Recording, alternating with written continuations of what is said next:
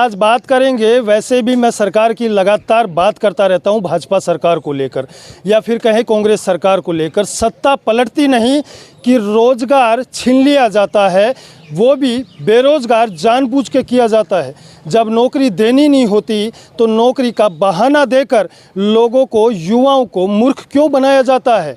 ये लोग वो लोग हैं जिन्होंने कोरोना काल से लेकर, उस महामारी से लेकर लगातार काम किया है, संविदा पर काम करते रहे, सरकार के झूठे आश्वासन पर कि आप लोगों को परमानेंट किया जाएगा, मगर कहीं न कहीं सरकारें झूठा जुमला देकर इनको बेवकूफ़ बनाने में माहिर होती है। अब ये लोग बेचारे क्या करें, ये लोग अपने मांगों को मनवाने के लिए कहीं न कहीं भटकते रहते हैं, प्रदर्शन करते रहते हैं। अभी स्वास्थ्य भवन पर पहुँचे जहाँ इन्होंने प्रदर्शन किया और वहीं पे अपनी मांगों को रखने की बात लेकर गए थे, मगर शायद उन लोगों के अधिकारी मिलने को तैयार नहीं है। हम इन्हीं से एक करके बात करेंगे।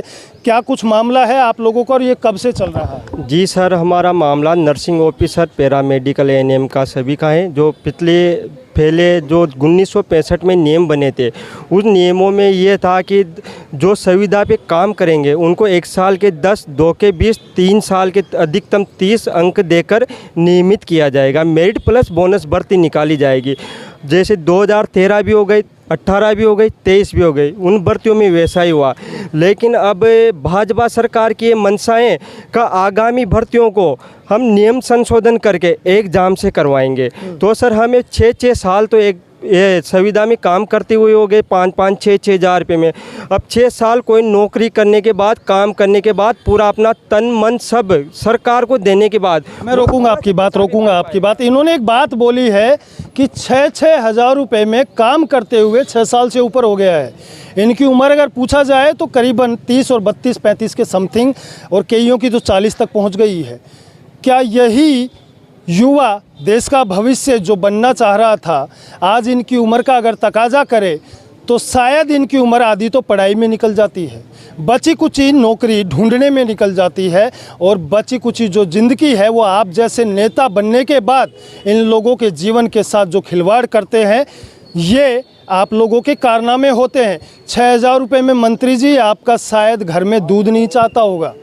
आपके करोड़ों रुपए का बजट पेश करके आप अपने विधानसभा के उस कोठे में पहुंचाते होंगे जहां पर लाखों का टर्नओवर दिखाया जाता है। आप लोगों को तो वैसे ही फंडिंग पता नहीं कहां से मिलती है।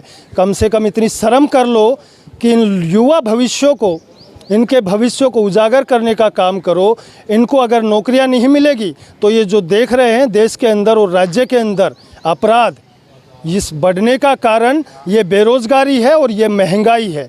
एक एक करके फिर बात करते हैं। भैया आप थोड़ा सा आगे हो। सरकार अब क्या कह रही है आप लोगों से? सरकार अभी तक किसी प्रकार का स्पष्टीकरण नहीं करना चाहती कि हम संविदा कर्मचारियों को परमानेंट करेंगे या इनके भविष्य को लेकर हम चिंतित हैं। सरकार गोलमोल करके हमेशा गुमराह करती आई है। हम सरकार से यही मांग करते हैं, आज हमने राकेश शर्मा जी से भी यही मांग करी है कि आप एक स्पष्टीकरण क्यों नहीं कर देते। हम सब अब आखिरी उम्र के आखिरी पड़ाव पे है, हम कब तक आपके भरोसे बैठे रहेंगे। आज 35-35 साल, 30 साल, 40 साल की उम्र हो गई, परमानेंट होने की हम कहीं ना कहीं आशंका देख रहे हैं, लेकिन कहीं से भी हमें ये नहीं दिख रहा कि हमारा भविष्य सुरक्षित करेगी सरकार। आप ही बता दीजिए कि आज के इस महंगाई के दौर में 124-25 रुपये पेट्रोल लीटर का भाव है, उसके अंदर 7,000 में कैसे गुजारा कर पाएंगे, कैसे महीने का खर्च कर पाएंगे, कैसे अपने बच्चों को पढ़ाएंगे, कैसे उनकी शादियां करेंगे, कैसे अपने माँ बाप को हम जो उम्र के आखिरी पड़ाव में उनकी कैसे हम सेवाएं करेंगे। आप ही बताइए। तो शादी भी हो गई होगी। मैं आपसे पूछता हूं कि आपके किसी परिवार के सदस्य को आप 35 साल तक, 10 साल तक आप संविदा पे नौकरी कराइए, हम आप कहेंगे जो स्वीकार करने के लिए तैयार है, और आपका घर का खर्चा चलवा के दिखाइए। आपकी शादी हो गई? जी। तो आपकी बीवी क्या कहती है? 6,000 रुपये नहीं हुई मेरी शादी अभी आपकी नहीं हुई? जी। आपकी हो गई? बिल्कुल मेरी शादी हो चुकी बीवी क्या कहती है? 6,000 रुपये में मस्त कमा नहीं चलता, कुछ नहीं होता सर। अच्छा, नहीं होता, कुछ भी नहीं होता। एक जो मेरी 6,000 रुपये की जो कमाई है उससे मेरे घर का किराया, मैं गांव छोड़ के 50 किलोमीटर छोड़ के झालावाड़ में रहता हूँ, उसमें मेरा घर का किराया और दूध का सामान, दूध का जो बजट होता है वही निकल पाता है। 6,000 रुपये में यहाँ पर अपना गांव छोड़कर ये बच्चे मेहनत करते हैं, पढ़ाई करते हैं, और आप लोगों के गवर्नमेंट रूल के हिसाब से नेताजी अगर भूल रहे हैं तो ये सुभाष बैरवा वही है जो लगातार आप लोगों की धज्जियाँ उड़ा रहा है।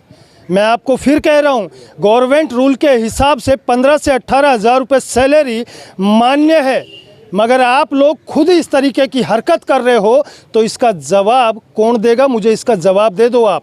मैं एक लोकतंत्र का चौथा स्तंभ और लोकतंत्र की सच्ची खबर के नाते एक पत्रकार होने के साथ साथ आपसे सवाल कर रहा हूं कि मुझे ये बता दो कौन से रूल्स में ये लिखा हुआ है कि 6,000 रुपये की सैलरी एक युवा को दी जाएगी।